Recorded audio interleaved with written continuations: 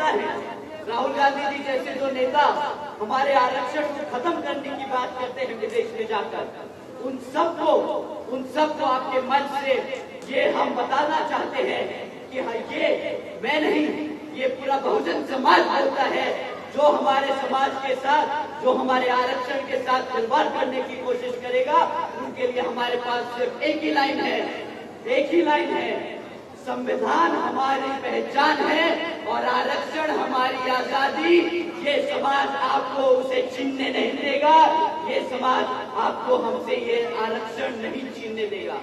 साथियों, इसी क्रम में कांग्रेस पार्टी का तो यहाँ पर कोई वजूद नहीं, हमारा समाज उन्हें नकारता आ रहा है और आगे भी नकारता रहेगा, परंतु भाजपा लोग भी आप लोगों के बीच में आकर आपसे वोट मांगने का काम करेंगे। परंतु आपको इनसे कुछ 3 मुद्दों पे सवाल करने हैं, 3 अहम मुद्दों पे सवाल करने हैं। आप उनसे शिक्षा के क्षेत्र पे सवाल कीजिएगा, आप उनसे हमारे युवा भाइयों के रोजगार के क्षेत्र में सवाल कीजिएगा, आप उनसे यहाँ पर आसमान छूती हुई महंगाई के क्षेत्र में सवाल कीजिएगा।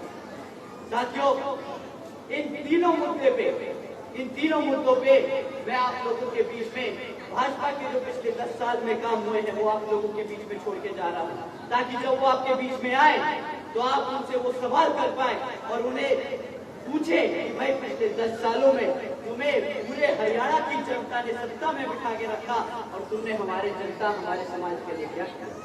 साथियों, अगर हम शिक्षा की बात करें तो पिछले 10 सालों से यहाँ भाजपा की सरकार ने हमारे बच्चों के लिए जो प्राइमरी स्कूल बने थे वो बंद करने का काम किया है। आज हरियाणा में 5000 से ज्यादा प्राइमरी स्कूल बंद कर दिए गए भाजपा की सरकार के दौरान। इतना ही नहीं, यहाँ पर हरियाणा में 2000 से ज्यादा सीनियर सेकेंडरी स्कूल है, परंतु उनमें से आधे से ज्यादा स्कूलों में आज पढ़ाने के लिए शिक्षक नहीं है। इतना ही नहीं, 2017 से हमारे SC/ST OBC समाज के छात्रों की यूनिवर्सिटी में जो पढ़ रहे हैं उनकी स्कॉलरशिप का पैसा रोक रखा है। साथियों, अब आप ही बताइए, जो सरकार हमारे बच्चों की पढ़ाई को इस तरीके से तोड़ना चाहती है, क्या वो हमारे बच्चों के भविष्य से खिलवाड़ नहीं देगी? क्या आप बताइए, क्या हमारे बच्चों के भविष्य से खिलवाड़ हो रहा है? ये पार्टी ने सोची समझी साजिश चली है हमारे बच्चों की पढ़ाई से छेड़छाड़ी करने के लिए। तुम्हारा बच्चा अगर पढ़ेगा नहीं, लिखेगा नहीं तो क्या करेगा? आगे बढ़कर इनकी गुलामी ही करनी पड़ेगी ना। इन्होंने सोची समझी साजिश के तहत हमारे आने वाली पीढ़ी को गुलाम बनाने की कोशिश की है। साथियों, जब आप उनसे ये सवाल करेंगे, उनकी आंखें शर्म के मारे बंद, सर झुक जाएगा और वो अपने आप आपका हल्का छोड़ के चले जाएंगे। और अब आप यहाँ पर बहुजन समाज पार्टी को जिताकर यहाँ से अपने प्रत्याशी को विधानसभा भेजेंगे, तो आपको पता है इसी क्षेत्र में आपकी पार्टी आपके लिए क्या करेगी। आदरणीय बहन कुमारी मायावती जी ने अपने 5 साल के शासनकाल में यहाँ पर अपनी 7 लाख से ज्यादा बच्चियों को 12वीं तक की शिक्षा मुफ्त में देने का काम किया था। उसी तरीके से आपके हलके में यहाँ पर हर घर में जो बच्ची है, हर घर में जो छोटा बच्चा है, उसे पढ़ाने के लिए 12वीं तक की शिक्षा बहुजन समाज पार्टी और इंडियन नेशनल लोकदल यहाँ पर अपने सभी बच्चों को मुफ्त में देने का काम करेगी। साथियों, इतना ही नहीं, आदरणीय बहन जी ने अपने शासनकाल के दौरान यूपी में 6 engineering colleges, 2 homeopathic colleges, 24 polytechnic colleges, 2 paramedical colleges, 6 universities, 200 से अधिक इंटर डिग्री कॉलेजेस, 100 से अधिक ITI, 550 से ज्यादा हाई स्कूल और 5500 से ज्यादा प्राइमरी स्कूल बनाने का काम किया था। उतनी ही ज्यादा संख्या में, उतनी ही तेजी से आपके हल्के में भी स्कूल और कॉलेजेस और यूनिवर्सिटीज और ITI खोली जाएंगे। दूसरा सबसे बड़ा मुद्दा हमारे युवाओं के लिए रोजगार। हमारे यहाँ पे बड़े बुजुर्ग बैठे हैं, वो जानते हैं उनके किसी न किसी दोस्त के घर में कोई न कोई युवा नशे की दिक्कत से गुजर रहा है। आप सब जानते हैं कि आज हरियाणा में पंजाब से ज्यादा बुरा हाल है जब हम नशे की बात करते हैं। ये इसलिए होता है क्योंकि हमारे यहाँ युवक को काम करने का मौका नहीं दिया जाता, उसे रोजगार नहीं दिया जाता। साथियों, हरियाणा में 40% युवा बेरोजगार घूम रहा है। यहाँ पिछले 10 साल से भाजपा की सरकार चल रही है और इनके यहाँ पर 2 लाख नौकरियों के पद खाली पड़े हैं, सरकारी 2 लाख नौकरियों के पद खाली पड़े हैं, परंतु ये हमारे 40% युवा को रोजगार नहीं देती। आपको पता है क्यों ये रोजगार नहीं देती? क्योंकि अगर उन्हें सरकारी नौकरी देनी पड़ गई, अगर उन्होंने सरकारी नौकरियां दी तो उन्हें आरक्षण भी देना पड़ेगा। ये इन्होंने हमारे बच्चों को गरीब और बेरोजगार इसलिए रखा है ताकि इन्हें आरक्षण ना देना पड़े और हमारे बच्चे दर बदर इधर उधर घूमते रहे। उन्हें नशे की आदत लगा दी है, उनका भविष्य खराब कर दे, हमारे आने वाली पीढ़ी को खत्म कर दे। साथियों, ये इनकी सोची समझी साजिश है।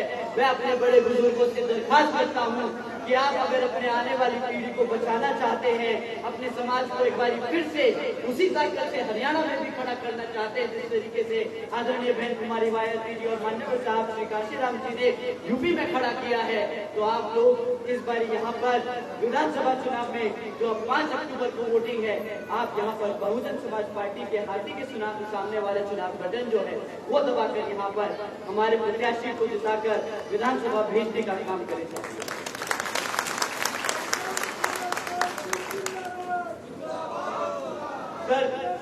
साथियों, तीसरा सबसे इम्पोर्टेंट मुद्दा यहाँ पर आसमान छूती भी महंगाई का।